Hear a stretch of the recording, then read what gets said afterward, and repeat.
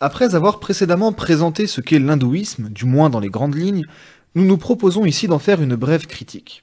Nous pouvons déjà noter comme point positif que l'hindouisme a le mérite de rechercher ce qu'est la réalité ultime, d'aller au-delà de nos expériences sensibles pour tenter de percer le mystère de la vie. Dans sa compréhension de cette réalité ultime, les hindous affirment très justement qu'on ne peut pas la limiter, mais qu'au contraire cette réalité ultime doit être absolue et infinie. Ceci dit, nous notons également plusieurs points problématiques. Tout d'abord, l'hindouisme se présente comme une religion panthéiste. Par conséquent, nombre des critiques que nous avions avancées à l'encontre du panthéisme peuvent donc se retrouver ici. Nous vous invitons à vous reporter à notre émission Regard critique sur le panthéisme. Mais tentons d'aller un peu plus loin. La réalité ultime de l'hindouisme, le brahman, ne peut être décrite adéquatement ni définie d'une quelconque manière sans risquer de la limiter. Ainsi, on ne peut attribuer aucun concept au brahman qui transcende absolument tout ce qu'on pourrait en dire. Toutefois, l'infinité du brahman, son absoluité, sa transcendance ou son immanence ne sont-ils pas tous des concepts attribués au brahman ? Dire que le brahman est au-delà de toute description, c'est déjà une description. Faut-il alors comprendre que brahman est un mot vide de sens ?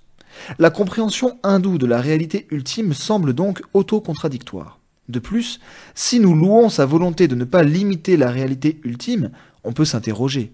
N'est-ce pas plutôt l'indicibilité du brahman, le fait qu'il soit pleinement indescriptible, qui le limiterait ?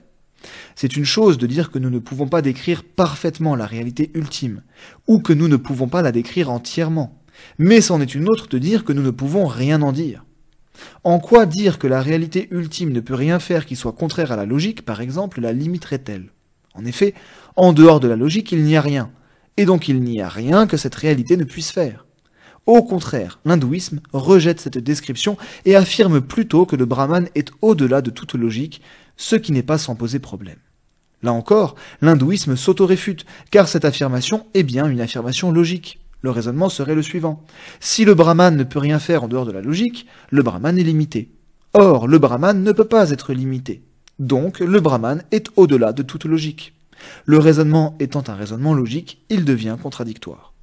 La compréhension du brahman n'est cependant pas le seul souci de l'hindouisme.